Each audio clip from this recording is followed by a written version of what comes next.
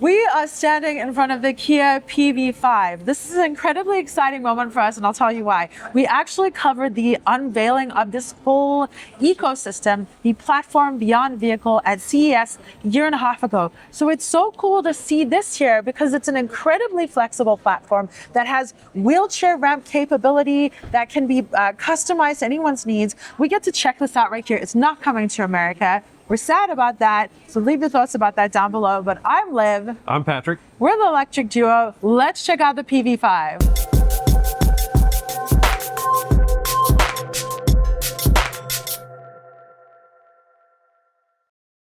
First things first, let's just go over some of the basic specs. This one is the 5-passenger version. As Liv said, it's like you can configure it however you want. So there's like a wheelchair one, there's cargo, there's one that's basically open in the back that you can configure on your own.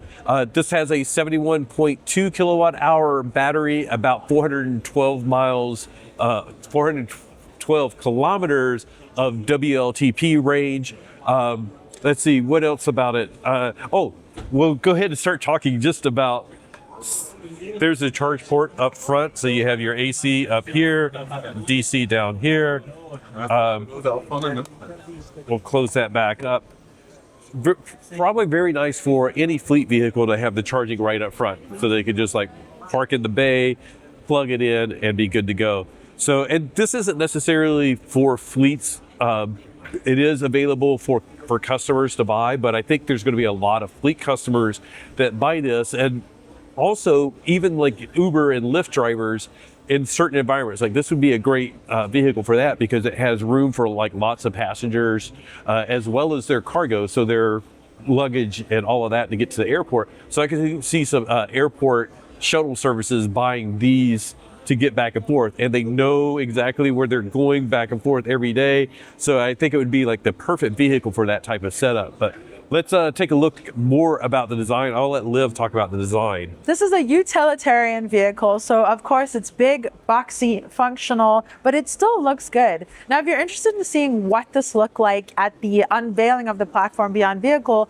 we'll link our video up over there, but it does look different. The original vehicle, they had like this amazing screen that was like, if you were an Uber driver, you could be like, hello, Patrick, on the screen. They don't have that here, but it's cool. It's okay. It still looks notably Kia, utilitarian and functional, but still pretty good looking. The satin Kia logo over here, the really pronounced and angular headlights. I think the headlights are actually down here. Whoa.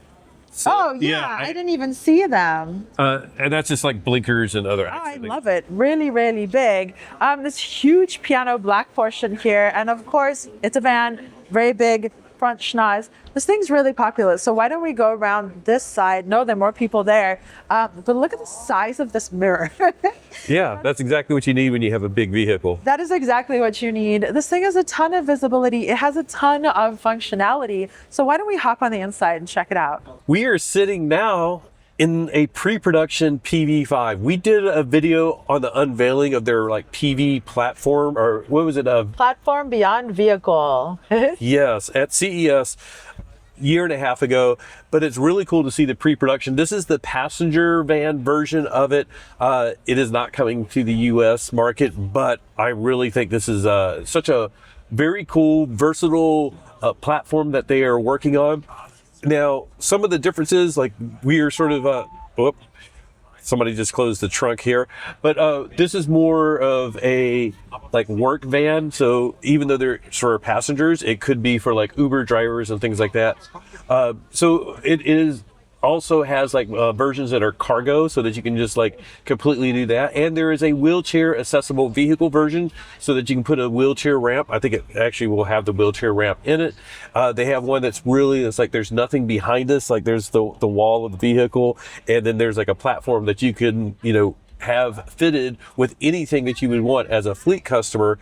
This display is completely different from a lot of the other EV3, EV5, you know, all of those that are in the Kia lineup, and it is Android Automotive. And basically the reason they did that is like, here are the apps that are installed by default. But if you are like a DHL driver or something like that, you could have your DHL app or a FedEx app installed in the system so that as you're doing deliveries, it's built into the system here. It's Android Automotive based, so it should give you a lot of flexibility. Oh, it says the vehicle is going to turn off in 1 minute, but I think I just... Well, and we can point out some of the consistencies with the Kia vehicles, the same sort of subtle squircle, the same controls all over the steering wheel, and then the on button behind that if we need to. Same on button, the same gear shift. Feels very familiar if you have been in a lot of the other EV 3, EV5, whatever. But some of the things that are really cool about this is like, look at this window size over here on the side, which I think is awesome because the window goes down all the way as well. So like if you need to reach out to grab the parking ticket or whatever, but just in general, it's like it feels like there's a lot more visibility and a lot more openness in the vehicle just because of that really big window. The visibility out the front, of course, it's a, sort of a flat-faced van, but it looks, decent visibility. We got quite a bit of hood space here. Let me check this. Like, I think there's storage under here. I didn't even know. Wow. So there's storage under there, which I think could be really cool. I bet you can keep like your important documents if like you're a delivery driver or whatever. Tablet. Under there. Or your tablet. Yeah. I mean, there's, really interesting to see like a lot of the storage. So there's like a little bit of storage here. This opens up so that you could store some stuff underneath. It's really cool and really spacious. And some of this is really consistent with the PV5 that we saw at CES a year and a half ago. This lower storage is literally what we saw at CES, and it's super spacious and so useful. Like, check that out. That's so useful. And I love that they carried through so many of the amazing design features that we saw unveiled. It's really cool. And I just activated utility mode instead of it powering off, so we should be good to go. Oh, great. And let's check out, let's see if I can wiggle the camera down.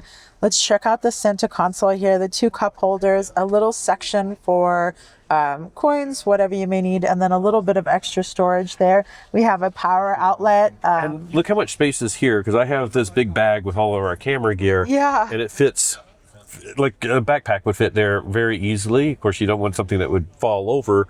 But yeah, and then of course, even look at the door handles, like there's storage there's storage underneath. It looks like more cup holders down below. I don't know if yours has that. Yeah, actually 2 cup holders down below. I'm a huge fan. I could have all the beverages of my dreams. And then I do have to say, look at how easy it is to open the door. We're going to close it because it's really busy out there, but I love how easy that is. Now this is the 5 passenger, so of course we have 2 in the front, and then there's like a 3 row, and then just a ton of space in the back for luggage or whatever, maybe some packages if you're delivering stuff. But fairly decent amount of space. Of course, it is a van, so that's comes with the territory. The materials in here again are pre-production, but I think this is a bit more of a utilitarian vehicle.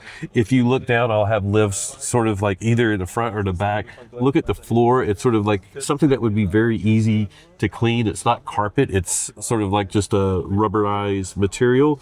Completely flat and flexible, which is cool. And actually, I'm not going to demo it right now because we got so many people around, but it was like, I could walk through this vehicle. He actually did. We've been taking any opportunity we have to film, and we're like, let's get in the PV5. And he just walked right through that to the front. Very cool. As I try to pan around slowly. Interior is definitely something that you wouldn't say is premium. It's utilitarian. So I think it serves its functions well, and excited to see like some of the other configurations. Yeah, I love that flexibility. It's utilitarian, but then you still have the Kia familiarity, and the fact that you have the Android automotive experience really does elevate it. Wait, go back. Oh. Go back. Where were you? Oh, no. What did you want to see? The vehicle to load. Oh, yeah. That's something There. It has vehicle to load and vehicle to everything. I hope we're like V to X. That's cool.